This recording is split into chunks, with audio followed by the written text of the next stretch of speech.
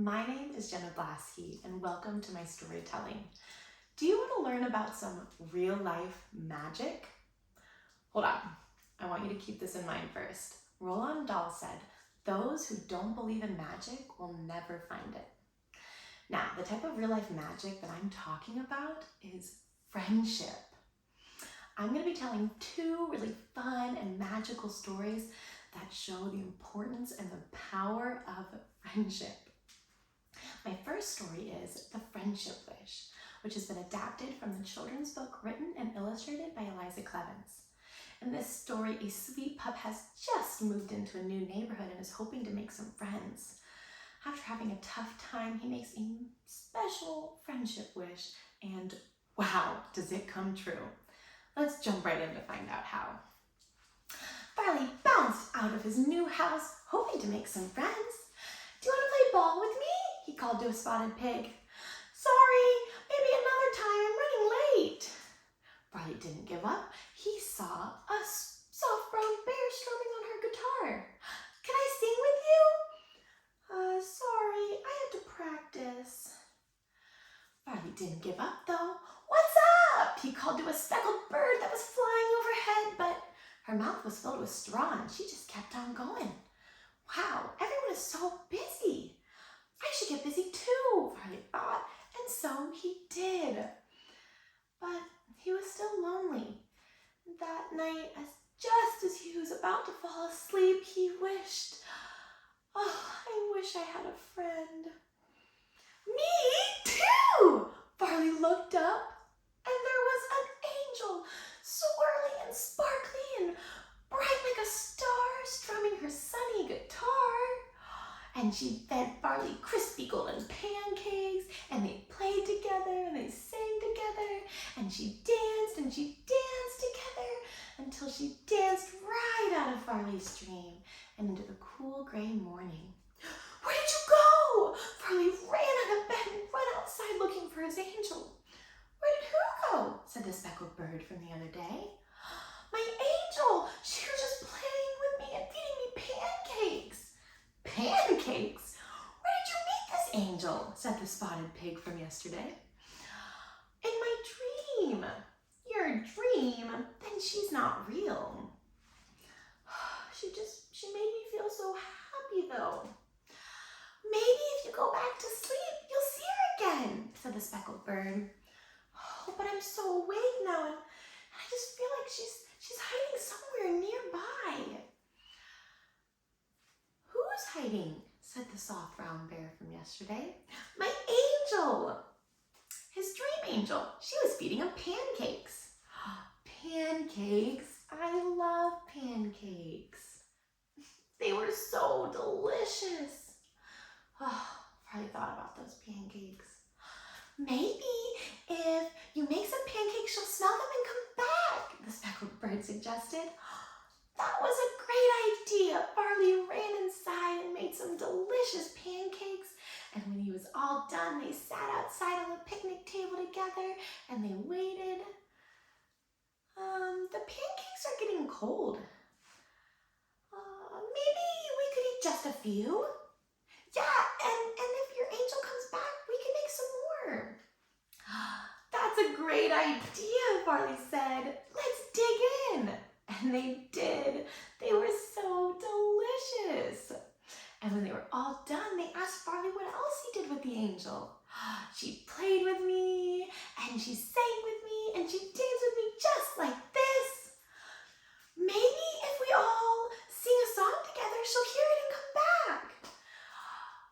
"That's a great idea. I love to sing, and I love to play the guitar," said the brown bear. "But I'm too shy to play in front of other people."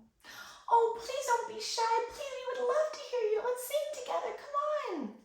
And so they did. And they sounded so lovely, and they were having so much fun that Farley almost felt like his angel was there with him. Almost. I wish I could see my angel again. I wish I could too. That gave Farley an idea. He ran inside and came back out with his easel and his paints, and he started to paint in the swirling and the stars and the magic angel. Riley took a step back and he laughed. And so did his friends. They all had so much fun, and that night they all dreamt of angels. And the next morning they painted them together and they all played together. The end.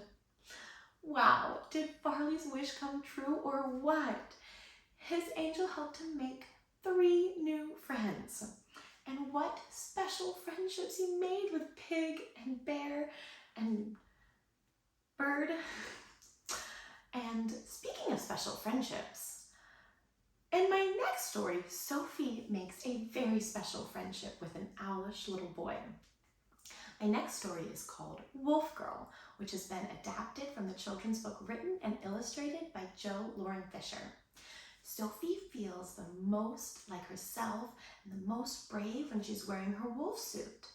But is Sophie brave enough to protect herself and her wolf friends when they find themselves in a cave with a bear? Let's jump right in to find out. Sophie sat at her window looking at the city as the cars weaved and round and twisted and turned down below, just like her tummy. And it was just as gray and gloomy outside as she felt. But inside her den, Sophie put on her wolf suit and she felt fierce like a wolf and fast like a wolf and strong like a wolf and maybe even a little bit brave like a wolf. Sophie loved her wolf suit so much that she wanted to wear it to school. So one day she did, and Sophie just knew that all the children would see her wolf suit and want to be her friend.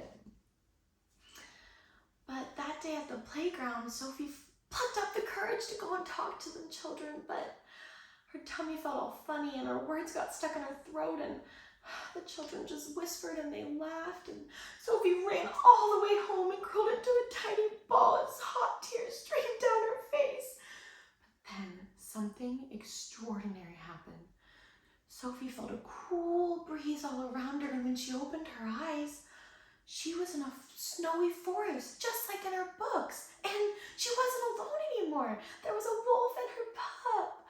Sophie was so happy. She ran and she played with the wolf pup, and she howled and she rolled and she had so much fun, and she realized she had made friends. But then the wolves stilled and they looked at the snow coming down and they knew they had to find shelter. So they walked deeper and deeper into the woods, and it got colder and colder and colder until at last they saw a cave. They quickly went inside and all huddled up together as the storm was roaring outside the cave. But then Sophie realized the roaring wasn't just outside the cave, it was inside too. And she looked up and saw an enormous bear. Sophie felt terrified. She looked at her wolf friends, and then she got a tingle, and she knew that she had to be fierce and fast and strong and brave like a wolf. "Leave us alone, bear!" And the bear ran out of the cave. And Sophie felt so brave and wonderful, and her wolf friends howled their praises and they licked and nuzzled her. And as a cold breeze blew past, Sophie looked outside and realized that maybe the bear wasn't so big and scary after all. Maybe she was just trying to get out of the cold storm too.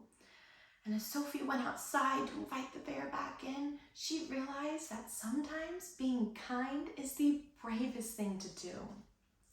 And so they all huddled together that night in the cave, and as the storm was blowing outside, they snuggled up warm, and Sophie felt different. She had friends. An owl hooted above and she fell asleep.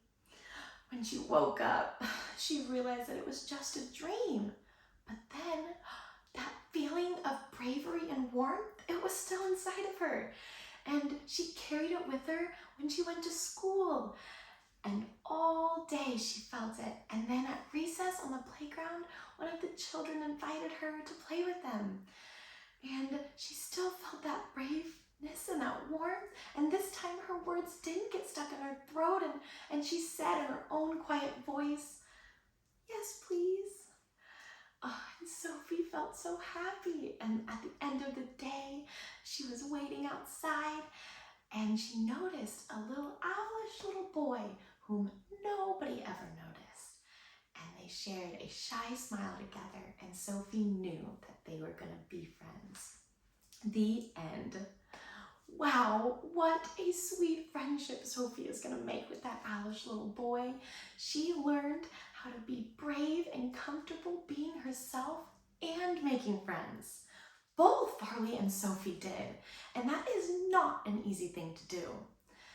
To be fully comfortable and confident and making friends, that is some real life magic. Remember, those who don't believe in magic will never find it. Thank you so much. I hope that maybe you're just a little bit inspired to go out and find your own real life friendship magic.